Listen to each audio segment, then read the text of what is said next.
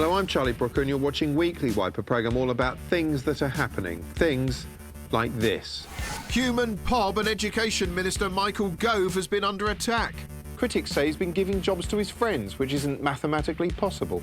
Child abuse allegations against Woody Allen resurface. Woody? Could he? Did he? Woody Allen has denied the allegations against him, calling them disgraceful, which I think was one of the kinder poster quotes for Match Point. Stunning scenes as Amanda Knox is found guilty again. As far as many are concerned, there's still no clear verdict. Do we like her new bob or not? Don't know about you, but I definitely would instigate extradition proceedings at the earliest opportunity. Yet more weather misery. Somerset now contains more water than supermarket-owned brand ham. In gripping, faintly medieval Sky News coverage, Prince Charles arrived on a mobile throne to see if he could king-canute the water away, but only managed to star in a depressing repeat of the 2012 Thames pageant. That's the kind of thing that's been going on, but we start with the Winter Olympics, an event that's going to be almost unbearably exciting if, like me, you find mankind's ability to slide on ice inherently fascinating. This year's snowy games are being held in Russia, home of one-man charm offensive Vladimir Putin. That the games have run into controversy before they've even begun. Given recent terrorist incidents, security is obviously a prime concern, but the reported $50 billion cost is also problematic. Another stumbling block is Russia's attitude towards gay people. You'd think Russia would be accepting of homosexuality, given one of their national heroes, Tchaikovsky, was homosexual himself, and also Red Square's so camp it looks like an even gayer Disneyland. As recently as 2008, Russia won the Gay Olympics, i.e. Eurovision, leading to triumphant and inspiring scenes as their gold medalist figure skating champion Yevgeny Plushenko joined Russell Howard in a black wig lookalike Dima Bilan on stage in a routine that incredibly, and indeed impossibly, made the Eurovision Song Contest look 10 times gayer than it is. But now Russia's passed an anti-gay propaganda bill which controversially links homosexuality with paedophilia, thus playing into extremist prejudices. This in a country where authorities are already accused of turning a blind eye to shocking neo-Nazi attacks on suspected gay people. Thanks to the bill, the notoriously tough Russian cops must now arrest anyone who's promoting homosexuality, and it's not clear what that means. Does it mean, for instance, anyone wearing a uniform with the word homo printed backwards on it? I mean, presumably they'll definitely be rounding up the butch hunks of Russia's own interior ministry, because they recently uploaded a very camp YouTube video in which they don uniforms and perform a popular disco hit, just like the Village People. She's up all night to the sun, I'm up all night to get some. She's up all night for good fun, I'm up all night to get lucky. Of course, in Russia, a gay person's considered to have got lucky at the end of the night if they made it home alive. Depressingly, lots of Russians seem to think paedophiles and homosexuals are the same thing. In worrying scenes, ITN caught up with the none-too-bright leader of an anti-gay vigilante group who's essentially a Russian Philomena Cunk.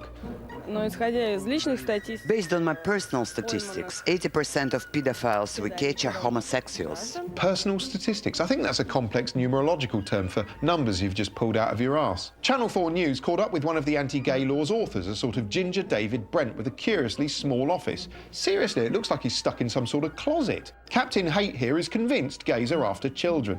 Why do they need our minors? Why cannot you survive just having your same-sex friend, having your common disease, together with him venereological disease or AIDS, and to live with him? Well, you know what? I assumed this guy would be intolerant, but when you actually hear him lay out his case like this, he's really quite insane. One man who definitely won't be falling foul of any anti-gay law is President Vladimir Putin, who, as the eye-opening blanket coverage comprehensively proves, is 100% straight. He's a one-man heterosexual mega-bloke. Repeatedly pictured in thrilling scenes, shooting his bolt, gripping his joystick, enjoying a ride with some leather men, practicing his disco hustle, stretching his pelvis, picking up a man and tossing him off, riding bareback with some cowpokes, getting stuck into a cockpit with his helmet all popping out the top, fisting an entire male hockey team, and squeezing right up behind a young man holding on tight and shooting all the way up the pipe. They don't get straighter than him. Look, he's only kissing this fish because it's a woman. Whoa. Putin's Winter Games are now on a collision course with the anti-gay propaganda law, and it's not hard to see why. I mean, just look at the double luge, which, as you can tell from this forensic, dazzling and exciting coverage, is possibly the only sport in the world where two men could comfortably have anal sex in front of an audience without anyone really noticing. And they get to have a nice lie down and a tender cuddle. Oh.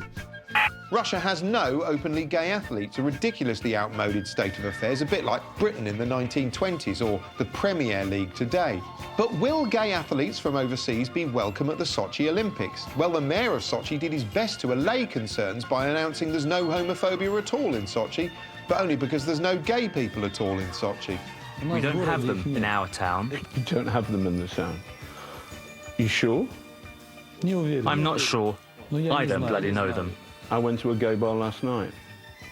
Oh, hello. You're in there. The mixed messages about what sort of reception gays can expect continued in these unusual scenes when President Putin sat down with a bunch of Olympic volunteers dressed like a gay Cirque du Soleil to say homosexuals are welcome to visit the Games if they can leave kids alone. That's why you can feel free, relaxed, but leave children in peace, please. But if you're heterosexual, feel free to bother them. This kind of statement led to further negative headlines for Russia, so to calm nerves, Putin held a charming journalistic coffee morning to answer questions on gay rights. Questions like whether homosexuality is a lifestyle decision or just the way you're born. That is beyond my professional interest.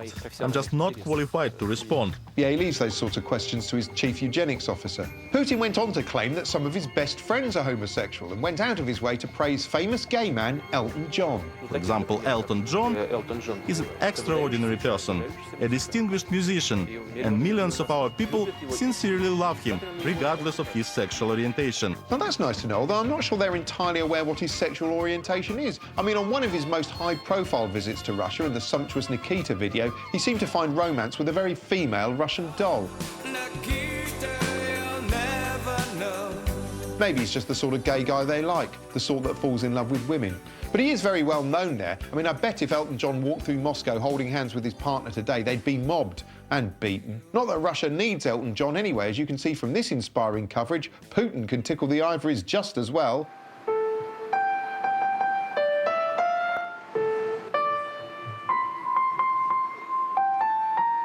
Anyway, the games are now incredibly close, and despite all the brickbats, Putin hopes they'll cause a shift in the way Russia's perceived by the rest of the world, and he's right, they have already.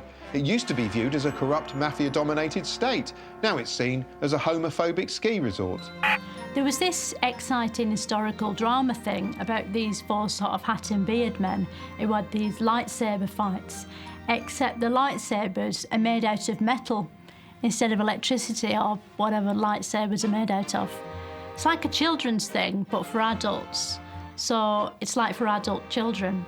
What was clever was they all looked a bit like the bloke off the Anonymous mask, so you never really know who was who. And to make it more difficult, they all had, like, code names. Like, they used names of Greek islands to protect their identity. So there was, like, Athos and Porthos and Aramis and, like, I don't know, Mowgli or something. They're all quite good looking. They're like men in a yogurt advert. Like, if there was a woman in an office and her life's shit, but then it's a lunch break, so she opens a yogurt and these sexy men appear and they're sort of exotic and her yogurt's nice too, so she's happy. It's like that, but without the yogurt. You could tell by looking at it that it was historically accurated properly, like it had people from paintings in it and rooms with, like, really complicated ceilings, and, like, they didn't have lifts. So when they wanted to leave a building, they had to jump out of a window. There was loads of sword fighting in it, and sword fights are strange because although they sort of look exciting, they never actually are. Like, when you think about what a sword fight is, you should be on the edge of your seat because it's like all sharp things. Like, once my mate Paul was slicing a pear at a festival with his penknife, and it was just unbearably tense to watch because he was really drunk and sort of cutting it in the hand he was holding it in, and I could hardly stand to watch that. But with sword fights, even though swords are bigger than penknives and they really wave them around, it's like a dance routine or a sort of metal squabble. So there's never this sort of same sense of danger there was with Paul and the pear. What I liked was, because it had all the things you expect, like a bit where someone hides from a husband and a bit where a young bloke earns the respect of a slightly older bloke and a bit where someone's framed for murder because they picked up a knife and put a fingerprint on it and a bit where one of the main characters is going to die and you're like, oh my God, one of the main characters is going to die. But then the person who was going to kill them gets shot and it pulls focus and it's someone surprising who saved them. Because it had all that stuff, you already know You didn't have to waste time working out what it was or what you thought about it or like who these people were. You could just sort of look at it while your mind went into screensaver mode, and that proves it's good drama.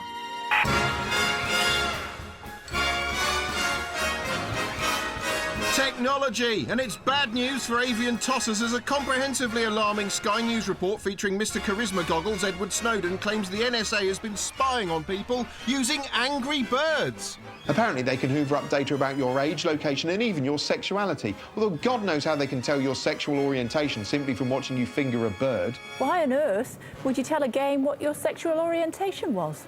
Well, it might be your only friend. Sky News went out and found people who were appalled, but not so appalled they could stop playing the game. It's not right that people should have more and more access to what I consider private information.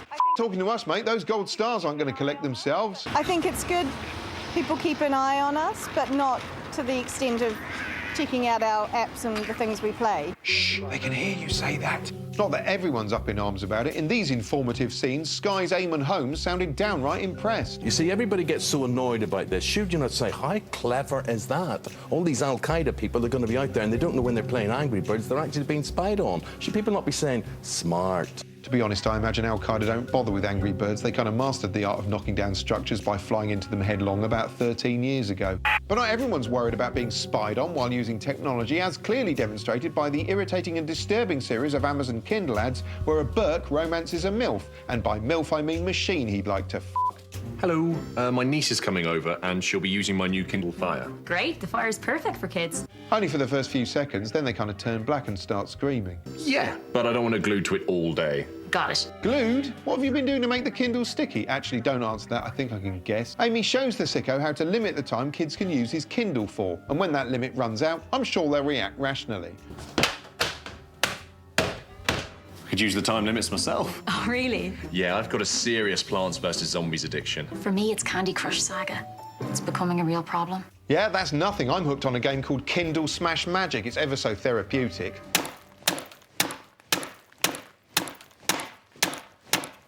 Still, at least he's dealing with a girl his own age, unlike the man in this grim sales pitch. You appear to be in a financial quandary, young fellow. At Wonga, you choose exactly how much to borrow and for how long. Really? You'll need quite a bit to cover the counselling you'll need after this psychotic breakdown you're clearly having. No, I'm not kissing my phone. Kiss it. Uh-oh, she'll charge him for that. Kissing costs extra. Seems you can't go anywhere these days without some sort of device staring at you, prying into your business. Makes you think, doesn't it? Well, it makes no one think more than our resident inquisitive human, Limmy. Big Brother is watching. He's like this, isn't he? He's watching me on Twitter, ready to pounce. I'm terrified to tweet in case it's taken the wrong way. He's watching my porn, spying on my choices, no doubt loving every minute with his trousers around his ankles. And even in the park, there he is again, watching, pointing, laughing his head off. But enough's enough. Can't he be letting Big Brother have all the fun? Two can play that game. So I walk through the park with a wee secret in my hands. Heroin, drug money, that's for me to know and Big Brother to find out. I looked up some porn that I'm sure isn't Big Brother's cup of tea, but he wants to be the all-seeing eye. Good luck unseeing that. And then I jumped on Twitter to play with his mind. When I hit this city, it's gonna be tragic. When Big Brother kicks down my door, I'll say, no, I'm heading up to town to a club. You should see my dancing. It's tragic. Sorry to waste your time. What a laugh. I must have came across as a right dodgy bastard. I was pretty convincing, and then I thought, right enough. What if I'm that convincing that when I tell Big Brother I'm only joking, he doesn't believe me? I showed him I'm empty-handed, so they gave me a strip search, right there in the park, bollock naked. Or what if they tell the papers what porn I've been looking up? Once my granny reads that, she won't be able to look me in the eye. Or what if I really am in a club one night, mad with it, and they go, here, your dancing doesn't look that tragic to us. You're actually pretty good. You're necked. Next thing I'm waking up in Guantanamo. Imagine waking up in Guantanamo, with a cum down. But it's cool. You know I'm only joking, Big Brother, and this video's the proof. Unless, of course, this is just one big elaborate cover story for my drug empire, my fiendish porn habits, and my plans to do something unspeakably tragic. Eh? No.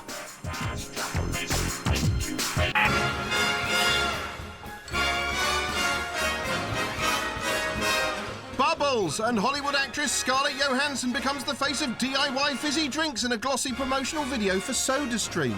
But wait, it turns out SodaStream started an independent state of Fizzrail in occupied territory. Yes, as far as international law is concerned, one of their factories is in an illegal West Bank settlement. There's nothing worse than a fizzy drink that's settled. This was a particular problem for Scarlett because she was an Oxfam ambassador, as you can see in these inspiring scenes. And Oxfam campaigns against factories in the occupied West Bank, saying they further Palestinian oppression. So she was facing a tricky ethical choice. Do you stick with the charity that works to save the desperate, the dispossessed and the dying, or promote a machine that farts in your drink? In the end, she chose the drink. Sorry, guys. In informative coverage, SodaStream's CEO defended the factory, which employs 500 Palestinians who do depend on those wages, and he defended Scarlett too. I know Scarlett, and she's not only a superhero in her movies, she's a superhero in real life. Yeah, the Incredible Ice Woman. Still, as the illuminating behind-the-scenes video made plain, Scarlett's conscience is clear. My favorite thing about SodaStream is that I don't feel guilty when I enjoy beverages at home. I don't feel like I'm being wasteful. Yeah, well, not everyone's got a SodaStream yet. As CNN ruthlessly depicted, some of the families living a stone's throw from the factory scarcely have a decent water supply. Never mind fizzy drinks on tap, that poor f***er would settle for a tap. Speaking of hose, the ad Scarlett sold herself for was pretty glossy and impressive. Like most actors, my real job is saving the world. Start with plain water, add bubbles, mix in the perfect flavor. Look, a soda that's better for you and all of us. Less sugar, less bottles. It's not less bottles, fewer bottles. F*** me, like this advert wasn't controversial enough. If only I could make this message go viral. Yeah, I think you've managed that. But no, to make the message go viral, Scarlett disrobes, sensationally revealing she's fully clothed. I don't really get it. I think we're supposed to think she's sucking that straw really sexily, but surely that's not enough. I mean, I guess if she was slurping that drink in front of that poor boy from the harrowing CNN footage, I guess that'd be an ironic juxtaposition that could go viral, especially when he looks plaintively down the lens, almost like he's looking at her, and she's just sort of looking back, taunting him. And then she could turn to camera at the end and say, evilicious. But that hasn't happened. It's all a bit flat, really. Could use more bubbles.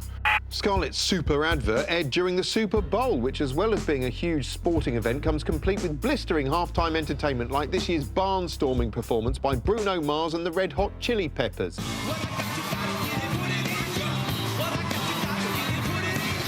But who needs some American Super Bowl halftime show when you can see a super show at the Bowls right here in Britain, specifically the World Indoor Bowls Championships in Great Yarmouth, which was enlivened considerably by this powerfully moving performance of Something Inside So Strong by Barry off EastEnders. We're gonna do it anyway, because there's something inside so strong. I know that I can make it, though you're doing me wrong, so wrong. You thought... Where are you going? Come back, come back. The man's singing his heart out, you bastards! There's something inside so strong. Oh, there's something inside so strong. There's something inside so strong.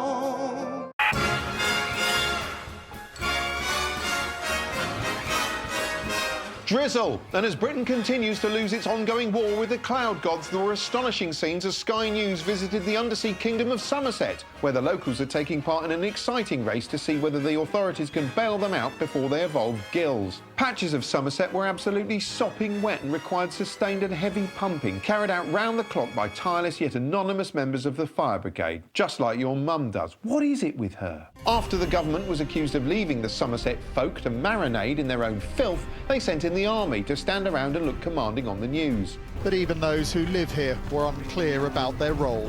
It seems a good idea, but what exactly are they going to do? I don't know. Well, it's obvious they're going to kick raindrops back into the sky.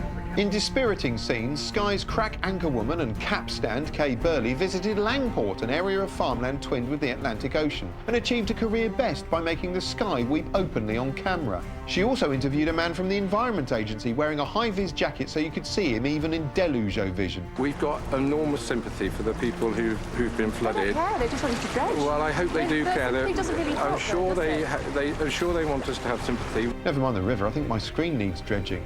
Worried about health issues, Sky also commissioned a scientist to sample the water and find out just how much of a health hazard it might be. This would be something like Streptococcus, Group A Streptococcus, which could cause quite a nasty skin infection if it got into a wound.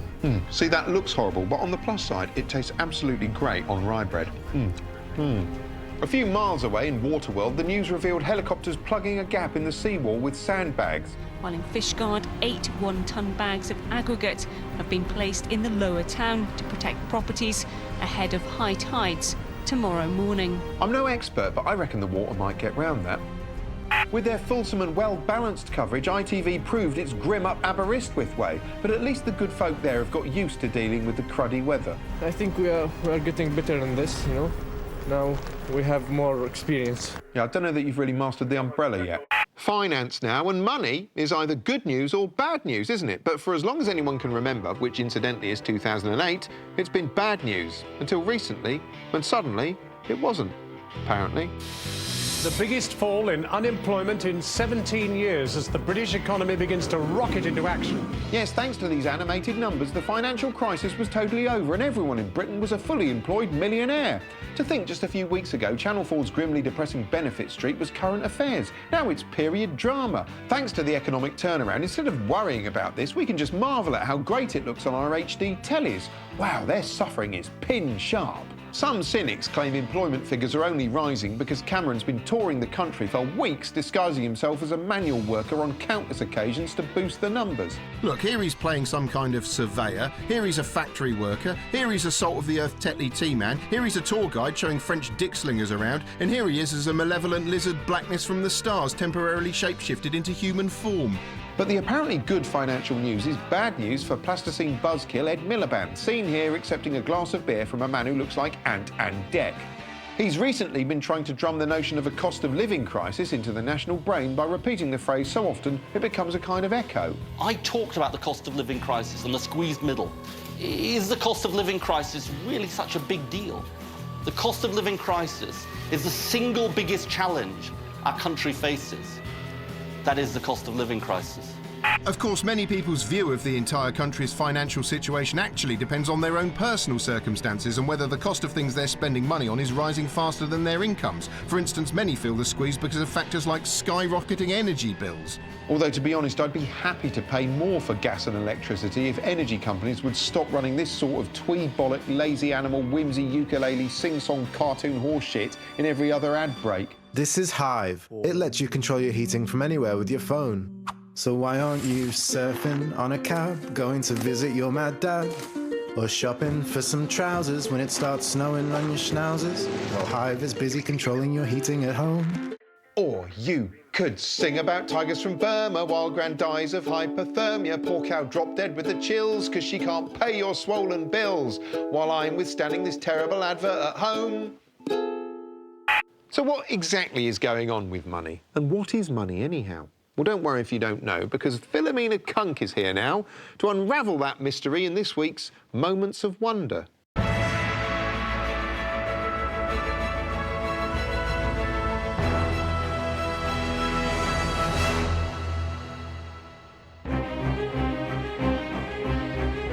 Money is at the heart of the UK economy and many others.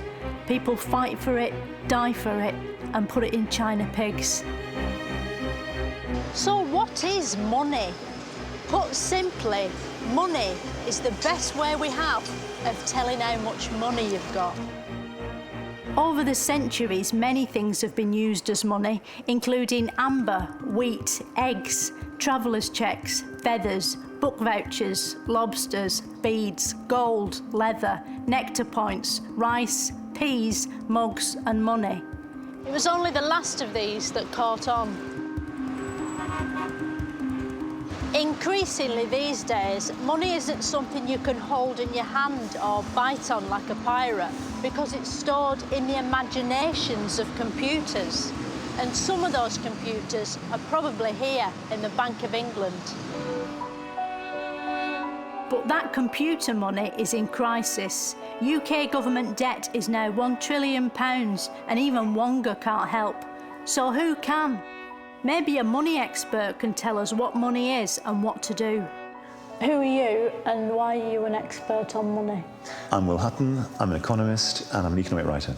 What's the difference between economics and economics? Nothing. It's just the way you pronounce the E. I think I prefer economics to economics, but I wonder what, you could put the same question to the Chancellor and the Governor of the Bank of England and see whether they like the hard E or the soft E. Hard E or soft E? Economics, economics. Economics, economics. Okay. Money's all stored in computers these days, Yeah. isn't it? Yeah. How does a computer know what money looks like? How does it know? Well, how does it recognise anything? How does a computer recognise, So you don't know? It's, you know in principle, but you don't know in detail, no. Do you know what I think's happened? Someone's told a computer what money looks like. They've gone up to a computer and they've said, this is like a £5 note. And then that computer's told the others. When you have a coin, where is the money in that coin? If I were to take a coin and cut it open, could I take the money out of that coin and then it'd be empty? No, the coin is a token.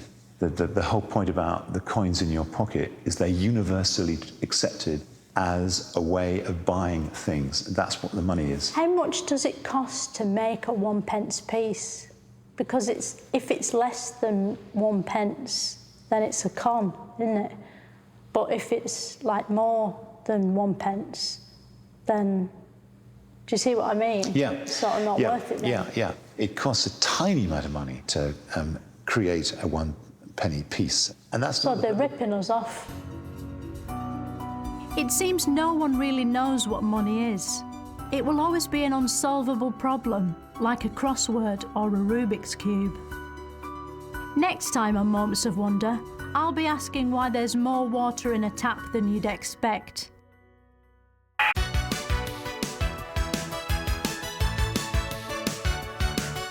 Courts! And as the hacking trial enters its 9th decade, things perk up when one of the laws of the land walks the legal red carpet on his way to give evidence. Yes, Hollywood starlet Jude Law was appearing in court, and as ITV News made clear, he's playing a young Tony Blair in the production, perhaps the most fully drawn character he's tackled yet. In fact, I'd go so far as to say that is the most moving scene featuring Jude Law I've ever watched. Actually, looking at the BBC footage, I'd say he's had work done. Doesn't even look like him anymore, it's very sad. Shortly afterwards, Jude's former girlfriend, Sienna Miller, also popped up to give evidence. Oh, the poor thing, these modern HD cameras are so unforgiving. Look, you can see all her lines. Have to say, ITN's coverage was far less patchy than that. I mean, just look at it, it's practically a work of art. In fact, it's so good it's already been released on DVD, where it's proved so compelling, as you can see, an appreciative audience has already been drawn in.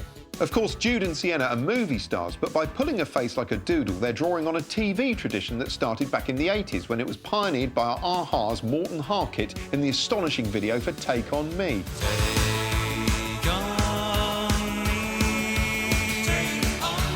And it's a trend that continues to this day, as you can see from the BBC footage of controversial courtroom drama Allegation Street, which features a handsome drawing of Ken Barlow and a beautiful drawing of his wife, Deirdre Barlow.